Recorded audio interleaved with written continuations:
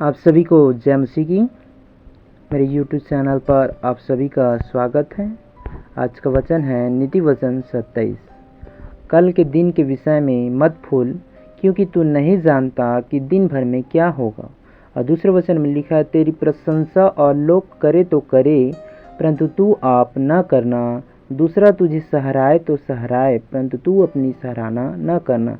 यहाँ पर परमेश्वर का वचन कहता है, कल के दिन के विषय मत भूल, क्योंकि तू नहीं जानता क्या है, दिन भर में क्या होगा। और दूसरा में लिखा है, तेरी प्रशंसा लोग करे तो करे, परंतु तू आप ना करना। यहाँ पर परमेश्वर सिखा रहे कि लोग तारीफ तो करे, परंतु तू अपना स्वयं ना करना कहता है। तीसरा वचन में लिखा है, पत्थर तो भारी है और बालू में बोझ है, परंतु मूढ़ का क्रोध उन दोनों से भी भारी है। क्रोध तो क्रूर और प्रकोप धारा के समान होता है, परंतु जब कोई जल उठाता है तब कौन ठहर सकता है। खुली हुई डांट गुप्त प्रेम से उत्तम है। जो घाव मित्र के हाथ से लगे वह विश्वास योग्य है, परंतु बैरी अधिक चुंबन करता है। संतुष्ट होने पर मधु का छत्ता भी फीका लगता है, परंतु भूखे को सब कड़वी वस्तु भी मीठी जान पड़ती है। स्थान छोड़कर घूमने वाला मनुष्य उस चिड़िया के समान है जो घोंसला छोड़कर उड़ती फिरती है। जैसे तेल और सुगंध से, वैसे ही मित्र के हृदय की मनोहर सम्मति से मन आनंदित होता है। जो तेरा और तेरे पिता का भी मित्र हो, उसे न छोड़ना, और अपनी विपत्ति के दिन अपने भाई के घर न जाना। प्रेम करने वाला पड़ोसी दूर रहने वाले भाई से कहीं उत्तम है। हे मेरे पुत्र, बुद्धिमान होकर मेरा मन आनंदित कर, तब मैं अपने निंदा करने वाले को उत्तर दे सकूं। यहाँ पर परमेश्वर का वचन कहता है, हे मेरे पुत्र, बुद्धिमान होकर मेरा मन क्या है, आनंदित कर, तब मैं अपने निंदा करने वालों को क्या है, उत्तर दे सकूं कहता है। 12 वचन में लिखा है, बुद्धिमान मनुष्य विपत्ति को आते देख कर छिप जाता है, परंतु भोले लोग आगे बढ़ चले जाते हैं और हानि उठाते हैं। 13 वचन में लिखा है, जो पराई का उत्तरदायी हो उसका कपड़ा, और जो अनजान का उत्तरदायी हो उससे बंधक की वस्तु ले ले। जो भोर को उठकर अपने पड़ोसी को ऊंचे शब्द से आशीर्वाद देता है, उसके लिए यह साफ गिना जाता है। झाड़ी के दिन पानी का लगातार टपकना और झगड़ालू पत्नी दोनों एक से हैं।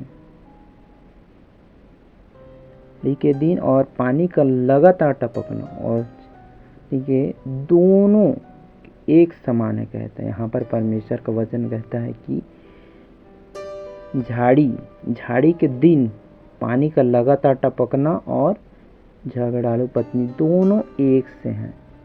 16 वचन में लिखा है, जो उसको रोक रखे, जो उसे रोक सके वह वायु को भी रखेगा कहता है, और दाहिने हाथ से वह तेल पकड़ेगा।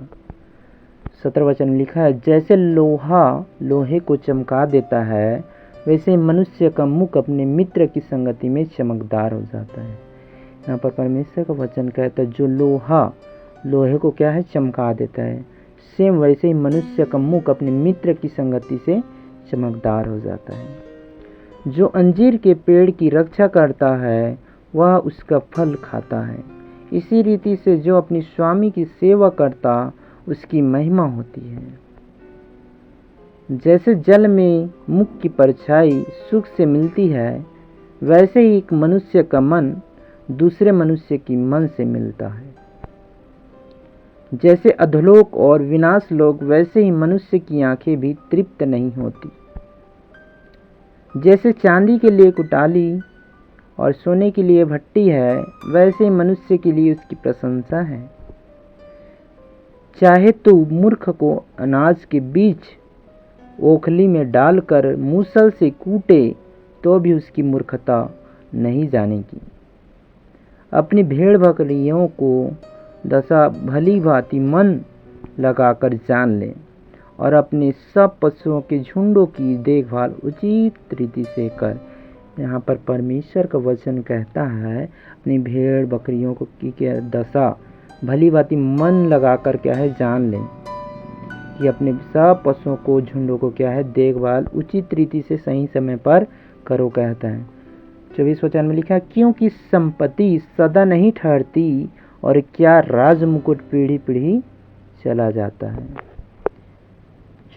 25 वचन में लिखा है कटी हुई घास उड़ गई, नई घास दिखाई देती है, पहाड़ों की हरियाली काट कर इकट्ठी की गई है। भेड़ों के बच्चे तेरे वस्त्र के लिए हैं और बकरों के द्वारा खेत का मूल्य दिया जाएगा। लास्ट वचन में कहता है और बकरियों का इतना दूध होगा कि तो अपने घराने समेत पेट भर के पिया करेगा और तेरी लौंडियों का भी जीवन निर्वाह होता रहेगा। सो इस वचन के पढ़े जाने से प्रभु आप सभी को आशीष दे। आमीन। God bless you.